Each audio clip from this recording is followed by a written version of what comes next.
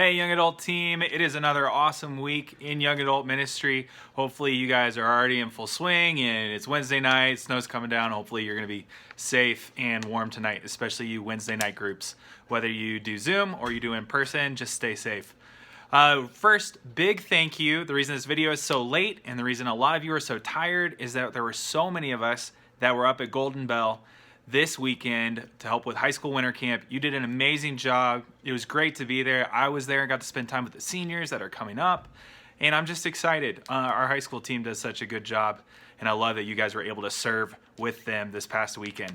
The second thing, and this is applicable for everybody, we have registration that we know is live for winter retreat happening March 4th through 6th, but tonight, Wednesday the 16th, is the last night where you can register and then get free young adult t-shirts if you go ahead and sign up. So before midnight tonight, that is your deadline. We will keep registration open for a long time, and as always, if you know of somebody in your life group who probably needs some financial help and has talked about that, or you maybe know something about their situation, let them know that they can come to me, and we do have scholarships, and we would love to make a way for anybody to attend retreat. We do not want money to be the barrier.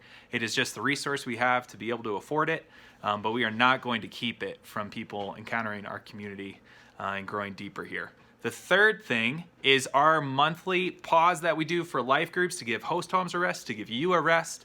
That is happening February 28th to March 5th.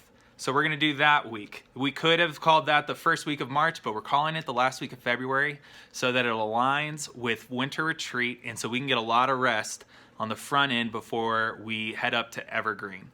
And then it means that right after Evergreen, we get to hop back into life groups, start debriefing together, and talk about what God's doing in our lives.